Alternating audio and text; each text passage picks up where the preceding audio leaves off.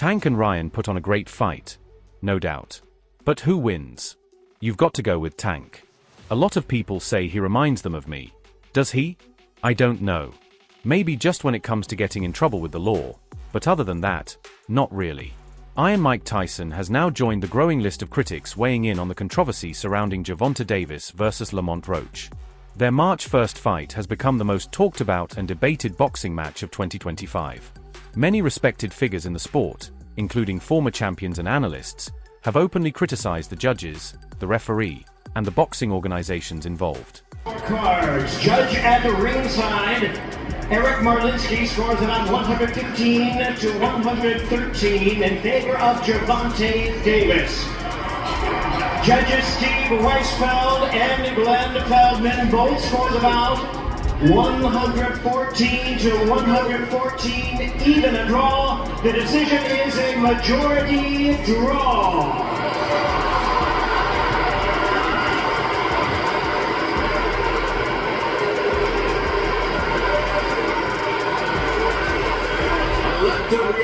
Mike Tyson took particular issue with the judges, believing a different panel would have handled the fight more fairly. As for the referee, he criticized Steve Willis, claiming he was too confused to officiate such a high-profile bout.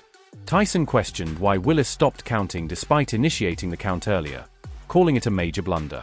His harshest criticism, however, was reserved for the World Boxing Association and the New York State Athletic Commission. He argued that they had the power to overturn the judge's decision but failed to act, hinting at corruption from all angles.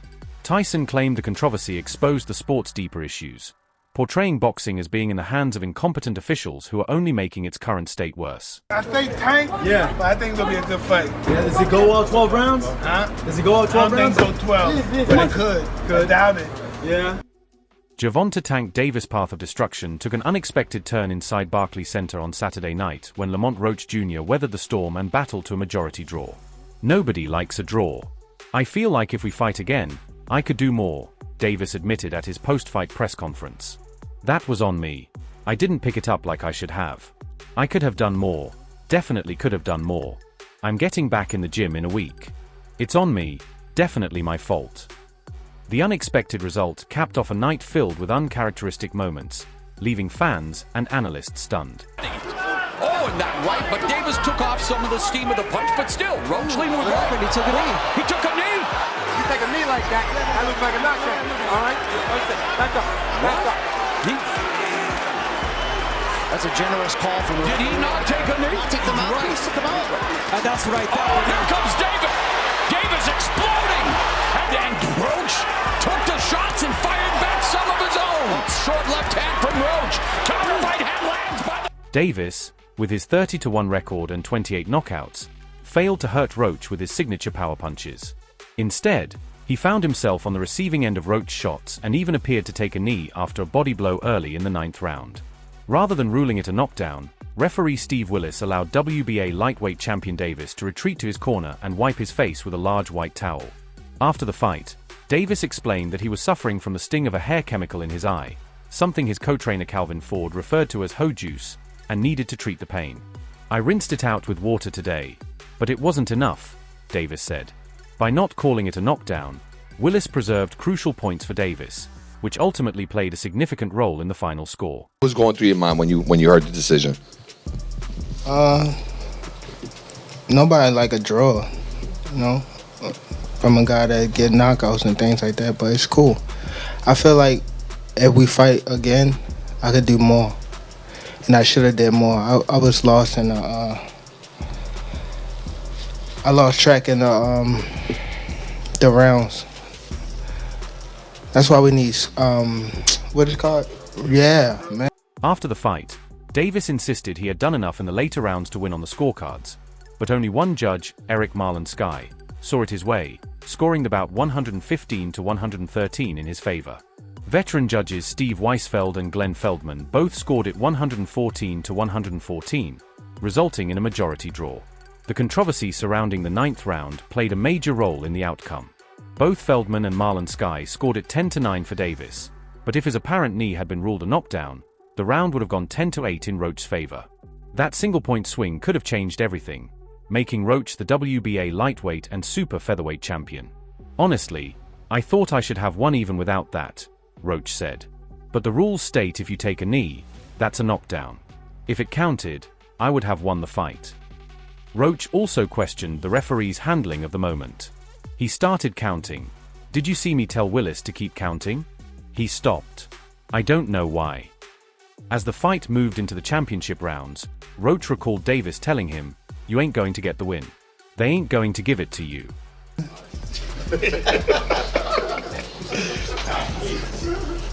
I didn't know what round it was. Facts. Tank, Eric Blum from DailyMail.com. First off, your coach just said, can you confirm, did you get your hair done 2 days before the fight? Yeah. I ran water over it today, but I must ain't do it enough. Can you describe what the feeling was like in the ring? As soon as I heard the 114 score, I knew I wasn't going to win, Roach said after taking shots that staggered him at one point and jarred him at another. After the final bell, Davis showed respect to his former amateur rival, telling him, "Good fight." The mutual admiration was clear. "It takes a nut to get in there for 12 rounds, Roach said. Davis co-trainer, Barry Hunter, acknowledged the technical nature of the bout and attributed the draw to both the fighters' familiarity with each other and Davis' lack of focus. "It was a close, skillful fight," Hunter said. "We always knew Lamont Roach was not a cheap date." Despite the result, Davis remained confident, stating he believed he had done enough to keep his undefeated record intact.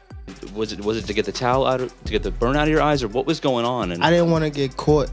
I didn't want to get caught while my eyes was burning, and like you can get knocked out like that. So I'd rather take the knee than But I didn't really know that you can get disqualified for all that, or when you start counting, I'm like, what the hell? But I don't know. It's cool.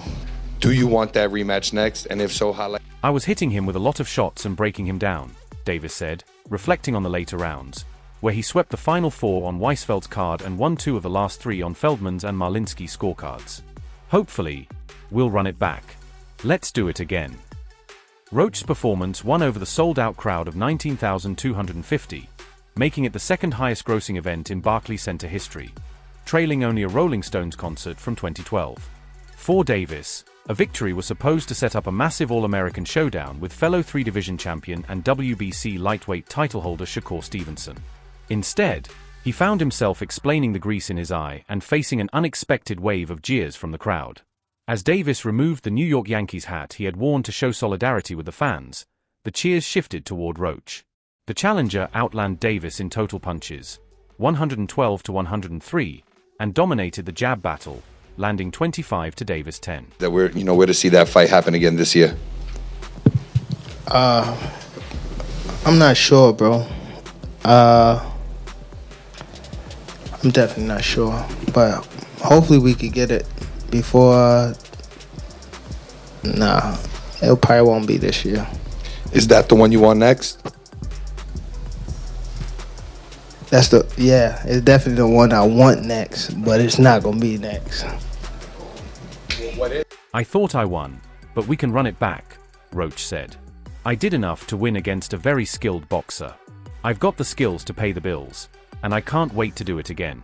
I knew I had what it takes. I know I have a chin. I know I can take a punch.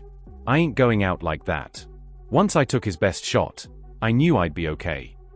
Before the fight, Davis had spoken about needing an extended break and even hinted at retirement.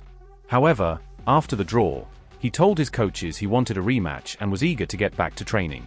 "It'll add fuel to the fire," Davis said. "I'm getting back in the gym in a week. I've got at least 4 fights left in me." Still, he left the door open for other options, teasing that the rematch might not happen this year. "I might fight someone else first," Davis added. I just so happen to be a boxing fan that the fact that I do watch him fight, you know what I'm saying? I really like boxing. Are you open to immediate rematch? In my contract, immediate rematch was signed. I signed for the immediate rematch when I signed for the first fight. Right. Just in case he lost or just in case it was a draw. So when you got a rematch clause, how long we take? It's up to the A side and when they want to fight. So I'm thinking it's gonna be soon. I'm hoping it's gonna be soon. Let's say that. What is soon to you? When you say soon to me, I'm thinking a month. I'm thinking July. I'm thinking July for sure. Roach's father and trainer, Lamont Roach Sr., had a simple message for his son before the fight: go out there and be great. When it was over, he turned to him and said, "I'm so proud, words can't explain." Meanwhile, boxing legend Roy Jones Jr., who fought an exhibition bout against Mike Tyson in 2020, weighed in on the comparisons between Gervonta Davis and the heavyweight icon. Before Davis' draw with Roach, Jones believed Tank was the most entertaining fighter of the current era. He even compared Davis to Tyson, highlighting his explosive power and unpredictability inside and outside the ring. Tank is a modern-day Mike Tyson, Jones said. However, Davis himself doesn't see the similarities. In an interview on Open Thoughts with YouTuber Funny Marco, Davis was asked directly if he felt like a mini Mike Tyson in the ring. His response was blunt: no. Intrigued, Marco pressed further, asking Davis to explain the difference between their styles. Tank want a rematch. Do you let me know now? Do you want to fight Tank again? He said he over and do a rematch. Do you want to fight Tank 100%. again? It's only a matter of time. We're gonna fight. We're gonna fight again. It's just whenever the fight gonna happen. So it's gonna happen. It's gonna happen. Okay. They say they want it in New York again. Do you want to fight again in the Barclays Center? I wouldn't mind, but I'd love for it to be in DC. Okay. I'd love for it to be in DC. Davis clarified the comparison by explaining that he sees himself as a boxer-puncher, whereas Mike Tyson was more of a brawler, making their styles fundamentally different in terms of boxing terminology. When Funny Marco asked whether he thought he could knock out opponents faster than Tyson, Davis responded, "No, I'm not saying that. I'm saying that Mike Tyson had power and skills. But I feel like I have the whole package. Like, I have what Mike Tyson doesn't have. You know? I think so."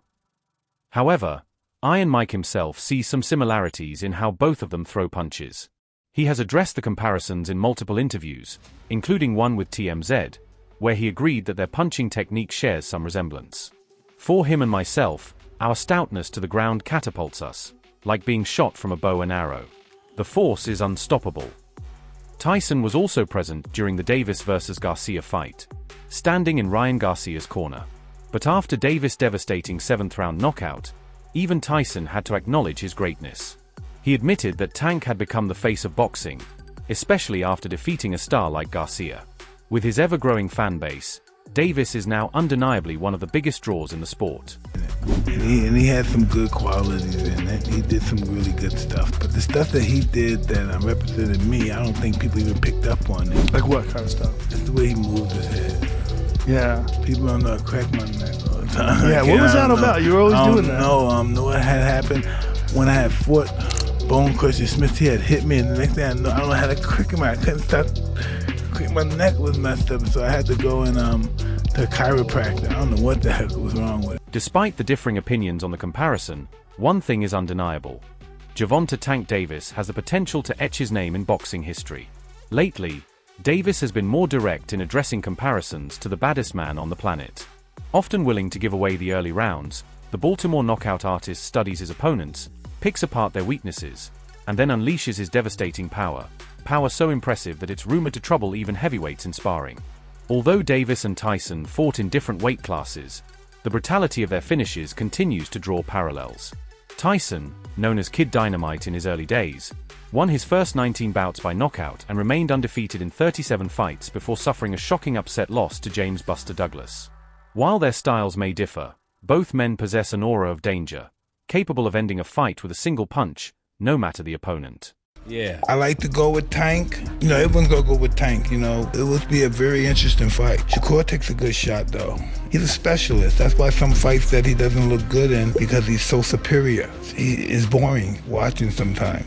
But he's a specialist. He knows what he's doing. He's hard to beat. To bring out the best in Shakur, you gotta pressure him like Tank. Tank will bring out the best of him, and we'll see a great fight. Tank is just a monster. U12. When asked about the comparisons to Tank, Mike Tyson bluntly responded, "I don't know. Maybe just getting in trouble with the law. Other than that, no." Davis saw the comment and agreed, responding on social media with a confident twist. "I agree. I have more skills." What do you think about people comparing Tank Davis to you? What do you think about that? Tank's a great fighter. You think he's a great fighter? But what do you think about them comparing him to you? You're a legend, my friend. Well, he'll be one too if he keeps fighting. Davis is set to return to the ring on March 1st to defend his WBA lightweight world title against Lamont Roach Jr. However, during the press conference announcing the fight, he shocked boxing fans by revealing that he plans to retire at the end of 2025. Meanwhile, Mike Tyson recently ended his 15-year retirement to face YouTuber-turned-boxer Jake Paul, losing by decision over 8 rounds in what many considered an underwhelming affair. After the fight, Davis made headlines by threatening to step into the ring with Paul himself, vowing to avenge the heavyweight icon's defeat.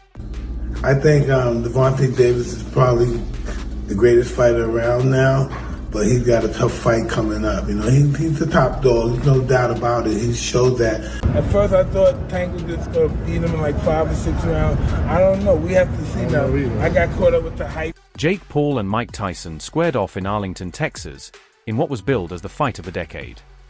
However, the bout failed to live up to expectations. While it lasted the full 8 rounds, Paul defeated Tyson with relative ease in front of a crowd of more than 70,000 at the Dallas Cowboys home stadium. Since the fight's conclusion, many in the boxing community, including Gervonta "Tank" Davis, have voiced their opinions on the optics of the match. The 27-year-old Paul appeared to toy with the 58-year-old Tyson, a former heavyweight champion and one of boxing's most legendary figures, who looked out of place in his first professional fight in nearly 2 decades. Tyson has long been a heroic figure for aspiring champions, including Davis, the reigning WBA lightweight title holder. Known as one of the most feared fighters in the sport, Tank's punches land like knives, sharp, precise, and devastating. And when it comes to speaking his mind, his words can sting just as much. Like he said, "You will forever be a legend. Whether you like it or not, it will never be another one. And I understand you so well. All this don't mean nothing." Who told Mike Tyson to fight anyway? Davis asked rhetorically in a recent interview. For Tank, the fight wasn't just a disappointment, it was a blow to Tyson's legacy. Yeah, the fight tarnished Tyson's legacy. It definitely did. For some money. Davis questioned, seemingly unimpressed by the reported $20 million payout. To Davis, the payday was small potatoes compared to the nostalgia and sentimental value attached to Prime Iron Mike, the dominant force who ruled boxing in the 1980s before his career took a detour following a 1992 rape conviction that sent him to prison. Despite Tyson's controversial past, Davis has often cited him as a major influence, admiring the ferocity that led Tyson to an undefeated 37-0 record from 1985 to 1989. But for Tyson, the money was worth it, especially after his recent medical emergency in May, which led to significant weight loss and required 8 blood transfusions. While the fight may have put a dent in his present-day reputation, Tyson's legacy is too deeply rooted in boxing history for it to be permanently damaged. With time, this latest chapter may just become a footnote in his storied career. Tank, you voluntarily took a knee midway through this fight. It was not ruled a knockdown. What happened? I just got my hair done 2 days ago and she put grease in my shit, so the shit was like, you know, like when you sweating and things like that and the grease come in my face, it burnt my eyes type shit. Damn, why y'all booing like I'm saying bullshit? Like, this is real facts. Come on, man. Look at my hair. I just got my shit done. But it's all cool, man. You know, For Gervonta "Tank" Davis, all focus is now on redemption. He's preparing for a rematch against the fighter who has given him the toughest challenge of his career, Lamont Roach Jr. With the rematch, Davis aims to prove to the boxing world that his controversial draw with Roach was merely an off night rather than a reflection of his skills, legacy, or dominance in the sport. For Tank, this is more than just a fight. It's about restoring his reputation as one of the most feared and explosive fighters in boxing today. Following the Tyson fight, tell us, exactly why, expound on that. Because why wouldn't you even want to fight him? And who told Mike Tyson to fight anyway? Do you think that it might have tarnished Mike's legacy in a way? Yeah, they did. They definitely did. At his post-fight press conference, Gervonta "Tank" Davis didn't shy away from accountability. He apologized to his fans and vowed to return to the gym almost immediately, determined to prepare for the rematch. One thing is clear, Davis' retirement tour isn't going as planned. It's likely that Tank envisioned a blockbuster final stretch, including a Ryan Garcia rematch, a long-awaited showdown with Vasily Lomachenko, and even a potential exhibition fight against Jake Paul. But now, all of those high-profile fights will have to wait, or possibly never happen at all. Instead, Davis must first settle unfinished business with Lamont Roach Jr., a fight that has unexpectedly become the defining moment of his career. I could have stopped him. It's me. Definitely my fault. It's all right. You know what I mean? You live and you learn. I definitely could have. That was on me too. That was on me for sure. And as Tank himself admitted, the chances of him retiring this year are looking very slim, given how things have unfolded. For Lamont Roach Jr., however, this rematch isn't just another fight, it's personal. He may have secured a draw, but in his eyes, he was robbed of the biggest victory on the biggest night of his career. Still, Roach has every reason to be proud. He accomplished something that 30 other lightweight fighters, including more established names like Hector Garcia, Ryan Garcia, Isaac Cruz, and Yuriorkis Gamboa, failed to do. He stopped Tank's undefeated streak in its tracks, proving that Davis isn't invincible. Now, with redemption on the line for Davis and validation at stake for Roach, the rematch has the potential to be even bigger than the first fight. Because I ain't pick it up when I supposed to pick it up. And I could have definitely did more. Just a lot going on. But again, it was myself, you know. But you gotta go to the gym and, you know, get back to the drawing board. Lamont Roach Jr. came out of nowhere and put a temporary halt to Tank Davis' dominance. But now, he has the opportunity to make it permanent, to prove that his performance wasn't just a fluke, but a true showcase of his boxing ability. This time around, Roach isn't settling for a draw. He's looking to convert it into a win, cementing his place among the elite. And for him, there's an extra layer of revenge in this rematch. Having fought Davis twice in the amateurs, Roach has long believed that he was robbed in one of those fights. That sense of unfinished business may have fueled his performance in their first pro meeting, and he'll need to channel that same hunger once again if he wants to finish the job. And that's all for now. For the very best updates on boxing news, key moments, and major events, be sure to subscribe to our YouTube channel and turn on notifications so you never miss out on top-tier content. Until next time, peace.